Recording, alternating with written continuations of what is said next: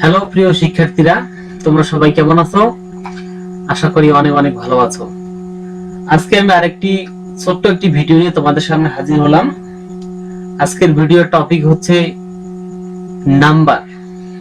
তোমরা জানো যে ইংরেজি গ্রামারের নাম্বার যদিও খুব ছোট একটি টপিক, বাট এই টপিকটা খুবই এসেনশিয়াল জানা, আমাদের জন্য জানা খুবই গুরুত্বপূর্ণ। কেননা গ্রামাটিক্যালের বড় বড় প্রবলেমগুলো সলভ করার ক্ষেত্রে যদি নাম্বার সম্পর্কে ভালো জ্ঞান না থাকে তাহলে আমাদেরকে ভালো মোটামুটি একটা সমস্যার সম্মুখীন হতে হয়।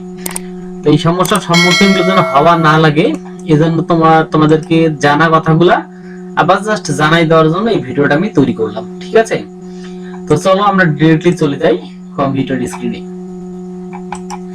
যাই হোক, আমি এখানে ইতিমধ্যে রেডি করে রেখেছি পুরো ক্লাসটি। এর অনেক ছোট একটা ক্লাস, তো এই ক্লাসটা খুবই মনোযোগ সহকারে দেখো।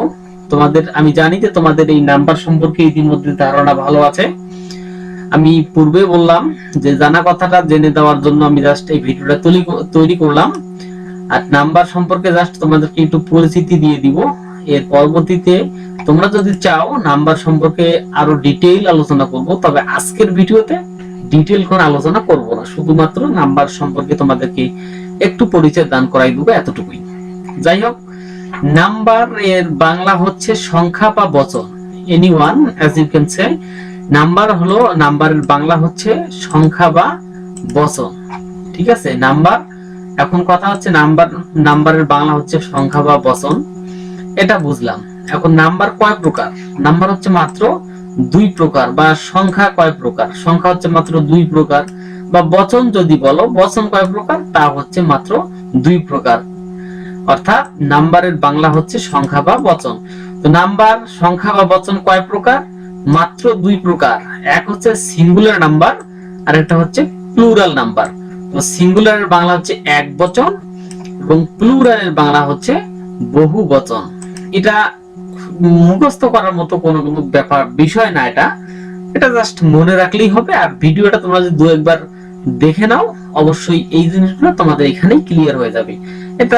এটা হচ্ছে খাতায় আলাদাভাবে নোট করে রাখার মতো কোনো ব্যাপার নয়। জাস্ট ভিডিওটা দুবার বা তিনবার টেনে দেখলেই তোমরা কিন্তু জিনিসটা বুঝতে পারবা। তাহলে নাম্বার দুই প্রকার, একটা হচ্ছে সিঙ্গুলার নাম্বার আর একটা হচ্ছে প্লুরাল নাম্বার। সিঙ্গুলার নাম্বারের বাংলা হচ্ছে এক বচন এবং প্লুরাল নাম্বারের বাংলা হচ্ছে বহু বচন। তো চলো দেখি এবার এক বচন এবং বহু বচন কাকে বলে। তো ইন শর্টলি যদি বলা হয় সিঙ্গুলার নাম্বার বা এক বচন কাকে বলে, এর উত্তর হবে যে ওয়ার্ড দ্বারা একটি মাত্র ব্যক্তি বা বস্তুকে বোঝায় তাকে সিঙ্গুলার নাম্বার বলে। ঠিক আছে, এখানে একটি ভুল করছি, এ হবে, হ্যাঁ, তাকে সিঙ্গুলার নাম্বার বলে। তাহলে কি হচ্ছে, সিঙ্গুলার নাম্বার কাকে বলে? যে ওয়ার্ড দ্বারা একটি মাত্র ব্যক্তি বা বস্তুকে বোঝায় তাকে সিঙ্গুলার নাম্বার বলে। অর্থাৎ কি, একটি মাত্র ব্যক্তি বা বস্তুকে। ফর এক্সাম্পল এখানে দেখো, ক্যাট, ডগ, রহিম, ইট, পেন, টেবল, ক্লাস। এই যে আমি জাস্ট উদাহরণ দিয়েছি এই কয়েকটি। তো এই যে এগুলো দ্বারা, এগুলোতে আমরা বাংলা মিনিং করি, প্রত্যেকটি দ্বারা কিন্তু একটি মাত্র ব্যক্তি বা বস্তুকে কিন্তু বোঝাচ্ছে। যেমন ক্যাট মানে বিড়াল, বিড়াল বলতে আমরা একটি বিড়ালকে বুঝি। এখানে ডগ মানে হচ্ছে কুকুর, কুকুর বলতে আমরা একটি কুকুরকেই কিন্তু বুঝি। আবার রহিম, রহিম একজন ব্যক্তি, রহিম একাকী। অর্থাৎ যেমন এখানে ডেফিনিশন দেওয়া হয়েছে, ঠিক তেমনই ভাবে এখানে কাজ করা হয়েছে। ঠিক আছে, তোমরা ডেফিনিশন বুঝলে এটা বুঝতে পারবা। ইট মানে ইহা বা এটি, এটি বলতে কয়টি? একটি, আমরা একটিকে নিয়ে এটি বলি। ঠিক আছে না? পেন, পেন মানে কলম, একটি কলম, একটি পেন। টেবল, টেবল মানে টেবিল, আমরা যেখানে পড়াশোনা করি। ক্লাস, শ্রেণী কক্ষ। প্রত্যেকটাই দ্বারা একটি মাত্র ব্যক্তি বা বস্তুকে নির্দেশ করে। তো একটি সেন্টেন্সের মাঝে আমি একটা ফর এক্সাম্পল একটা সেন্টেন্স দেখি। যদি বলি আই হ্যাভ এ ক্যাট, তাহলে কি, আমার কাছে একটি কি আছে? বিড়াল আছে, আছে না? আই হ্যাভ এ ক্যাট, আমার একটি বিড়াল আছে। বা I have a doll, I have a pen, আমার একটি কলম আছে। সুতরাং এই ক্যাট দ্বারা একটি মাত্র ব্যক্তি বা বস্তুকেই কিন্তু বোঝানো হয়েছে, বা প্রাণীকে, যেটাই বলো না কেন, সেটাই হচ্ছে এক বচন, বা ইংরেজিতে বলা হবে সিঙ্গুলার নাম্বার। ওকে, তো সিঙ্গুলার নাম্বার বোঝা গেল। এবার চলে আসি আমরা প্লুরাল নাম্বার বা বহু বচনে। তো তো প্লুরাল নাম্বার কাকে বলে? যে ওয়ার্ড দ্বারা, যদি তোমাকে এই ধরনের প্রশ্ন করা হয়ে থাকে যে প্লুরাল নাম্বার কাকে বলে, তো প্লুরাল নাম্বার কাকে বলে? যে ওয়ার্ড দ্বারা দুই বা তার বেশি ব্যক্তি বা বস্তুকে বোঝায় তাকে কিন্তু প্লুরাল নাম্বার বলে। এখানে আরো মডিফাই করলে বলা যেতে পারে যে ওয়ার্ড দ্বারা, একটি সেন্টেন্সে যে ওয়ার্ড দ্বারা দুইটি বা তার বেশি ব্যক্তি, বস্তু, স্থান বা প্রাণীকে বোঝায় তাকে কিন্তু প্লুরাল নাম্বার বলে। এটা তোমরা জানো, আমি জাস্ট আগেই বলেছি, জাস্ট জানা কথাটা জেনে দেওয়ার জন্য রিপিট করলাম আর কি, এতটুকুই। তো যাই হোক, প্লুরাল নাম্বার কাকে বলে? ইন শর্টলি বলতে গেলে বলা যায় যে ওয়ার্ড দ্বারা দুই বা তার বেশি ব্যক্তি বা বস্তুকে বোঝায় তাকে প্লুরাল নাম্বার বা বহুবচন বলে। আর যদি আমরা একটু ডিটেইলি বলতে চাই, সেন্টেন্সের মাঝে যে ওয়ার্ড দ্বারা দুই বা তার বেশি ব্যক্তি, বস্তু, স্থান বা প্রাণীকে নির্দেশ করে বা বোঝায় তাকে কিন্তু প্লুরাল নাম্বার বলে। এক্সাম্পল দেখলে তোমরা কিন্তু ক্লিয়ার হয়ে যাবে, ঠিক আছে? এখানে দেখো, আমি সিঙ্গুলার নাম্বারে দিয়েছিলাম ক্যাট, রাইট? এখানে আছে ক্যাটস, তার মানে এখানে ক্যাট মানে হচ্ছে বিড়াল, আর ক্যাটস মানে হচ্ছে কি বিড়াল দ্বারা। এই এখানে ক্যাট মানে হচ্ছে বিড়াল, এখানে ক্যাটস মানে হচ্ছে বিড়াল দ্বারা, অর্থাৎ এস যুক্ত করে সিঙ্গুলার থেকে প্লুরাল করা হয়েছে।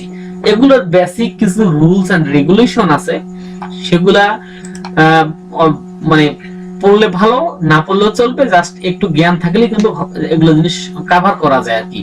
এখানে দেখো ডগ, এখানে আছে ডগস, এস যুক্ত করে ডগস হয়েছে। এখানে আছে রাহিম, রাহিমের পরিবর্তে হয়েছে দেয়ার, ঠিক আছে? রাহিম আছে সিঙ্গুলার এবং তার প্লুরাল যদি বলতে চাই এখানে বলা যায়, একটা দেই, এখানে দেই হিস। এই এগুলো হচ্ছে প্লুরাল, ঠিক আছে? এখন দেখো, এই যে প্লুরাল কথাটা গেল, তারপরে এখানে কি আছে? ইট, এটা হচ্ছে কি ইটস, এটা হচ্ছে পেন, এটা পেন্স, টেবল, টেবলস, এখানে ক্লাস, ক্লাসেস। তো এখানে একটা জিনিস লক্ষ্য করে দেখো যে প্রত্যেকটি, তোমরা হয়তো বলতে পারো যে প্রত্যেকটি ওয়ার্ডের শেষে আমরা যদি সিঙ্গুলার থেকে প্লুরাল করতে চাই তাহলে এস যুক্ত করলে কিন্তু চলবে। আসলে তেমনটা কিন্তু নয়, যে কিছু কিছু ওয়ার্ডস আছে যেগুলোর শেষে এস যুক্ত করলে সেটা সিঙ্গুলার থেকে প্লুরাল হবে না। এখানে তেমন দেখো, এখানে ক্লাস কথাটা যে আছে, ক্লাস মানে শ্রেণীকক্ষ, আমরা যদি ক্লাসের সাথে আরেকটা এস যুক্ত করে দেই তাহলে কিন্তু এটা রং হয়ে যাবে, তোমাদের ওয়ার্ডটা রং হবে। এখানে ইএস যুক্ত করতে হবে, অর্থাৎ মাঝে মাঝে কোন ভার্বের সাথে খালি এস যুক্ত হয়, আবার কোন কোন ওয়ার্ডের সাথে মানে এর সাথে ভার্ব বা নাউনের সাথে ইএস যুক্ত হয়, শুধু এস যুক্ত হবে না, মানে দুটোই যুক্ত হবে। এটা তোমার ব্যবহারের ক্ষেত্রে ডিপেন্ড করবে, এটা পরবর্তীতে তোমরা জানতে পারবা। এখন দেখো, নিচে আমি একটা টেবিল দিয়েছি, এই টেবিলের মাঝে সিঙ্গুলার এবং প্লুরাল নাম্বারের একটু মাত্র ডিফারেন্সিটা দেখাই দিয়েছি তোমাদের সুবিধার জন্য। ওকে, এখানে ক্যাট, ক্যাটস, এখানে বাস, বাসেস, এখানে দেখো ইএস যুক্ত করা হয়েছে, রাইট? ক্লাস, ক্লাসেস, এখানে এস না, শুধু ইএস যুক্ত করা হয়েছে, শুধু এস যুক্ত করলে ভুল হবে এখানে। কান্ট্রি, এখানে আবার কান্ট্রিজ, আইইএস যুক্ত করা হয়েছে। যাই হোক, আমি পূর্বেই বললাম যে এটা কিছু বেসিক কিছু মানে নিয়ম আছে, এই নিয়ম কারণ গুলো দুই একটা নিয়ম কারণ ফলো করলেই হবে, সমস্যা নেই। তবে তোমরা যদি চাও যে না ওই নিয়মগুলো আমাদেরকে লাগবে, ওগুলাও দেওয়া যাবে, কোনো প্রবলেম না। তো আমি মনে করতেছি তোমরা এই নিয়মগুলো জানো মোটামুটি। আমি আবার বলি যে এগুলা কিন্তু জানা কথা, এগুলা মানে কেজি 2 3 বা 1 2 3 4 5 এর পড়াশোনা, এগুলা অনেকেরই মনে থাকে না, এই মনে করাই দেওয়ার জন্য আর কি আমি ভিডিওটা দিলাম। তো অবশ্যই আমি মনে করি যে তোমরা একটু হলেও উপকৃত হয়েছে ভিডিও থেকে। আর অবশ্যই আমি আর পরবর্তীতে আরো একটি গুরুত্বপূর্ণ টপিক নিয়ে আলোচনা করব, এবং আস্তে আস্তে এইভাবেই আমি গ্রামাটিক্যালের যে মেইন যে ফাংশন গুলো আছে সেই ফাংশন গুলোতে ঢুকে যাব, এবং তার পূর্বে আমি জাস্ট ভিত্তিটাকে একটু স্ট্রং করে নেওয়ার জন্য এই ক্লাসগুলো কিন্তু দিচ্ছি। আমি কথা বারবার বলতেছি, জাস্ট যেন পরবর্তীতে যেন কোনো প্রবলেম না হয়, এই প্রবলেম গুলো ফেস না করার জন্যই আমি কিন্তু এই ছোটখাটো যে টপিক গুলো আছে এই টপিক গুলোর উপর ভিডিও বানাচ্ছি। তো পরবর্তী একটা ভিডিও দেখার আমন্ত্রণ জানিয়ে এই ভিডিও এখানে শেষ করলাম। সবাই ভালো থাকবে।